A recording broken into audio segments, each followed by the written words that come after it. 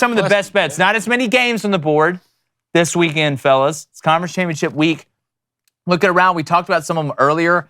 One that I like, I am absolutely in love with this Liberty New Mexico State over 54.5. You like that one? I love it. Liberty with Caden Salter. It's a lot of fun to watch this offense. Jamie Chadwell's done a hell of a job. You've been hearing his name a lot. I love the over at 54.5. I think New Mexico State was plus 11.5. It's now down to minus 10. I'm a little bit nervy on the sides because Liberty can get really hot. New Mexico State, the way they played at the end of the year, they beat Auburn's ass to death in Jordan-Hare. I'm going to take that over at 54.5. I think it's one of the best bets on the board all weekend. I like the over, too, and the way New Mexico State finished down the stretch, I mean, I'll take them with 10 points. Even though Liberty undefeated, I would take them to win the football game. I am laddering every chance I get for this Michigan football game.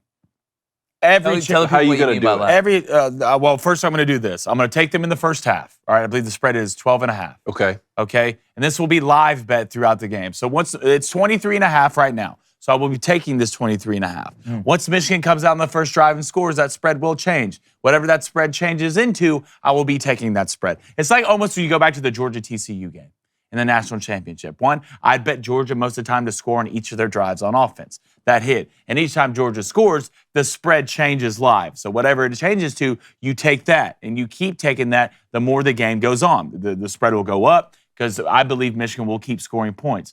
I think this game might be 40+ something to nothing. I really do. I think it's going to be that bad. So if it's me, I will be laddering everything. I will be surrounding this Michigan-Iowa game because it's not going to be I'll probably be right there with you. I don't think Iowa's going to score. They might get a field goal if they're lucky, if Michigan turns the ball over on their own side of the field. So I love Michigan minus 23.5. I love to hear you say that. I like Washington plus 9.5. I mean, an undefeated five team in a rematch game. It may go there by itself. I mean, it started at 9. It's up to 9.5. This game's Friday. This game is Friday. Yeah, this game's Friday. Look, Washington undefeated in a rematch game. I think this Oregon team is really, really good, but I'll take Washington with 9.5 points. The question I have is 66.5. That's what I was just about to ask. I mean, I think you got to take it. You have to take the over, I think. Right? It was 36-33 last game. You had a couple drives that should have resulted in points. You do look at Oregon's defense. You look at Washington's defense, the way they're stepping up in the second half. I just feel like in a game where you have two quarterbacks that are veteran, that are experienced, that are battling pretty much for the Heisman. If you don't believe Jane Daniels is going to get it or you believe they have a chance, they're going to try and make the most of this opportunity. Obviously, Bo Nix runs a little bit better than Michael Penix, but Michael Penix can run. He's not a statue back there. I just think if you're gonna take the total, you've got to take the over. The money's on the over right now. It's at minus 112 for over 66.5. It's at minus 108 for the under. I tell you another one I'm looking at, fellas, that's going to be a little bit sneaky. We talked about Oklahoma State, Texas. Do I let this Toledo, Miami, Ohio side try? It's at 7.5 right now. Toledo's a 7.5 point favorite. Miami, Ohio, I don't trust them to be able to score on this Toledo defense. I may buy this bad boy down to 6.5 and take the Rockets. And that's a rematch we saw earlier in the year. And remember, Toledo won that game by 4, and that was on the road at Miami of Ohio. Yep. So I like that bet, even if you wanted to let it ride at the full touchdown that it's at. SMU Tulane over 48. SMU's been a Globetrotters game for Rhett Lashley and them lately. Yeah. I know the defenses they've played haven't been fantastic. Tulane been a little bit slow and defunct offensively with Michael Pratt. I'm not saying it's been like that the whole year, but I've watched them the past couple weeks. It just hadn't looked super fluid. This SMU defense isn't great. SMU's sitting there at plus 5.5. Man, I don't think it'd be crazy, boys, with the way that Preston Stone is playing. Plus 180 SMU on the money line. I don't think that'd be crazy at all. If you're How about the over 48? I mean, again, it's just I feel like Tulane, even though they haven't been super consistent offensively, can score a lot on this SMU defense.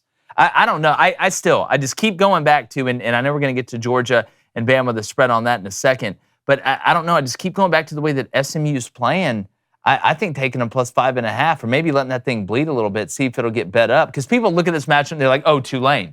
Willie Fritz and them have been running the conference. Mm-hmm. They're going to win it. They've been dominating. They handled UTSA last week. And I'm telling you right now, boys, this SMU game is sitting a walk in the park. That and Louisville money line, I'm telling you. Louisville money line right now is plus 114, and they're Yep. getting 2.5 points. Over under in that one against Florida State is 48.5. Remember, Florida State's playing with their backup quarterback. The Alabama getting 6 points to me is fascinating. Yeah, it's The line opened at 3 before the Iron Bowl and before Georgia played Georgia Tech. I mean, I'll take Nick Saban with 6 points all day, even though Georgia has looked fairly unbeatable. The way Alabama looked down the stretch of the season, almost a full touchdown there on their hook. I just hate the number 6. I hate 6, and I hate 6.5. I want to see how that bad boy looks come Friday, but I'm looking at this over/under at 54.5. I think this is going to be a high-scoring game. I think Bama can score against Georgia. I think Georgia can score against Bama. I could legitimately see this game being a 37-30 game or a 34-31 game with the total in the 60s, Blaine. Yeah, I mean, if anything, I would buy Alabama up to 7.5, and I would feel so comfortable about this bet. I mean, look, Georgia's a great football team, so is Alabama. How many times has Kirby beat Nick Saban in Atlanta? Yeah.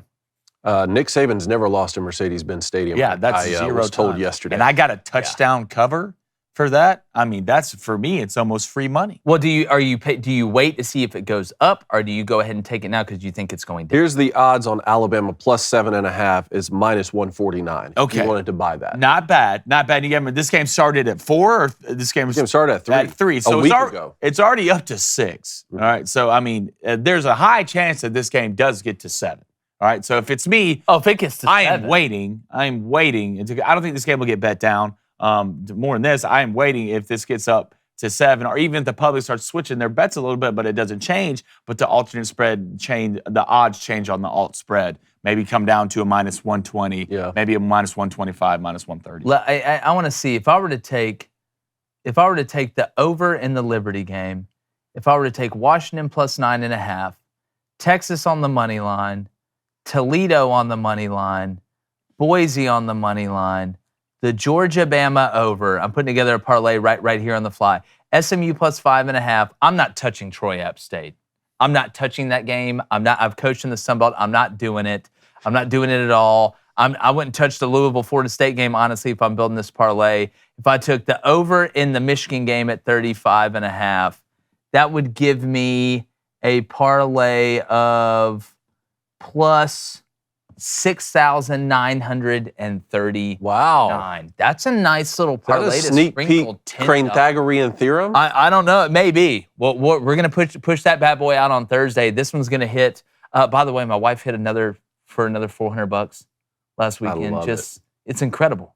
I'm the best recruiter ever. The best recruiter ever. Speaking about betting, all right, if you're betting on your skin to look good, our friends over at Genucel Skincare, we got you covered like a warm blanket in the wintertime. And it's a holiday gift idea that's sure to make you the hero of the season.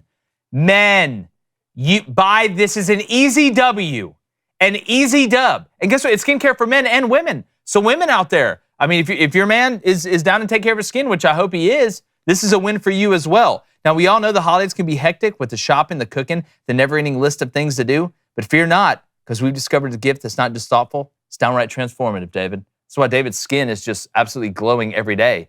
They think he's like some I played a version girl. of Elon Musk. Walmart Elon Musk, Elon baby. Musk. Yeah, she did. We've been saying that forever. And she She called said us, this and she dude called looks us like- extras.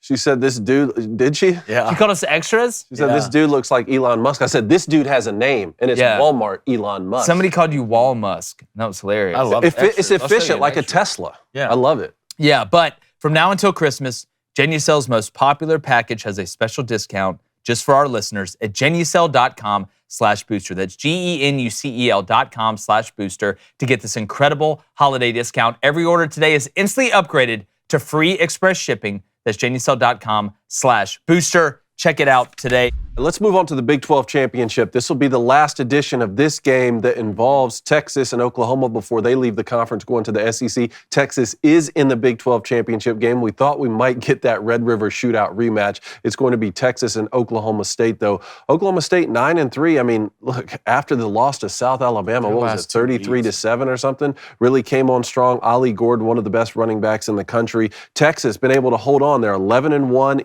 even won games without Quinn Ewers down the stretch. Are they going to win this game and make it into the college football playoff? Right now, obviously, you look at that 15-point spread. It's hard not to pick Texas after where their defense just played against Texas Tech, right? And you look at Oklahoma State, I know Bowman's been better, but this still is not an offense that relies on being able to throw the ball all over the field to move it. With Ollie Gordon, I mean, he had 5 touchdowns against BYU. Don't forget, it wasn't just a loss to South Alabama. They went on that hot streak. They lost to South Alabama, then lost at Iowa State, then they beat Kansas State, Kansas, West Virginia, Cincinnati, Oklahoma, then got drugged by UCF. Not just beat. They got beat 45-3. You end up beating Houston 43-30. BYU 40-34. You've given up over 30 points in the past 2 games. All right. And Houston and BYU's offenses aren't exactly the most high-flying or high-powered in the country. So you look at this Texas team. I know they don't have Jonathan Brooks, but they've got guys that can compete at running back. We've seen that. They're good enough up front. We know what they are on the outside with Xavier Worthy and I can go to A.D. Mitchell and those guys. I don't see a way in which Oklahoma State stops Texas enough in this game. I think Oklahoma State will score a little bit, right? I think they're going to get up for this one. I like them to cover the plus 15. I don't know how I don't take Oklahoma State. Or to be honest with you, we're sitting here on a Tuesday. All this thing's been doing is getting bet up. Like Texas, it was like plus 12.5. I looked at this plus 15 this morning. I would let that thing keep riding. Can it get to 17.5? If it gets to 17.5, I'm going to jump all over it like Augustus Gloop in a chocolate river, David. Like it's not even going to be close. I think Oklahoma State is too much of a one-trick pony. I just think they're a one-trick pony. And Texas is good enough, especially coming off of last week, in which you should have some momentum on defense after kind of regressing back to what they were in the past. I just feel like Texas wins this game by 10 to 13 points. I think Quinn Ewers looks healthier. Texas is able to score. Well, I think styles make fights, right? That's what I think. And Oklahoma State wants to do what? Oklahoma State wants to run the football. They want to run it some more, and they want to run it again. I think Texas has one of the best front sevens in college football, and they've proved that throughout the year, stopping the run. And if you look at Oklahoma State the last 2 weeks, it's somewhat worrisome, right? You're walking in down 24-6 against BYU at home, right? And if you do that against this Texas team, you're not built like that to come back. Yeah, you're against dead. This Texas team. And I think Texas needed last week, all right? After the couple weeks before, the way they've been playing, they needed a breakout game, especially against your rival in Texas Tech. Quinn looks good. The defense looks good. I'm actually leaning the opposite way. I like Texas to cover this spread. I really do. I don't think Oklahoma State is built to beat this Texas team with the talent they have on the outside. They're coming along on the offensive line and the way they can stop the run. So that's going to get Oklahoma State in 3rd and what? 3rd and 5 and plus. And that's a place you do not want to live against Texas. I think Sark's going to have these boys ready to play. I think Texas covers in this game, and I do think this gets them in the playoffs. It's interesting to see Texas back in this game after 10 years. They hadn't won the conference. You know, when Steve Sarkisian first got there, he identified a cultural problem. Remember, we saw some arguing back and forth on buses back home from games. He fixed that cultural problem, combined with he's already a great offensive play caller, and he got the right personnel in. Steve Sarkisian here, multiple years under his belt, really has his program in the right direction. How happy do you think Brett Yormark and them were that Oklahoma State came back and beat BYU? To at Can least you imagine after all that was representative- said, too? You remember Brett Yormark, I hope Texas Tech beats Texas, whatever. If they would have had Texas and Oklahoma, the 2 teams that are leaving you for a better-looking girl in the SEC, in their last year playing for the Big 12 championship, there wouldn't have been a lot of smiles and friendship at that game from an administrative wing of the Big 12. But it just feels like a backdoor cover to me. Feels like Texas is up by 17 late, that Oklahoma State kicks a field goal or something to get it within 2 scores. It just Ollie Gordon feels springs like one. a backdoor cover to me. It really would. I'm interested to see how high it gets bet up. Hey, YouTube, thanks for stopping by. We decided to make a movie. Yeah, if you hadn't checked it out, go check out the trailer for Lady Ballers. It's dropping December 1st. You can only find it on Daily Wire Plus. It's the movie Hollywood's too afraid to make, but we all know is true. So make sure you subscribe.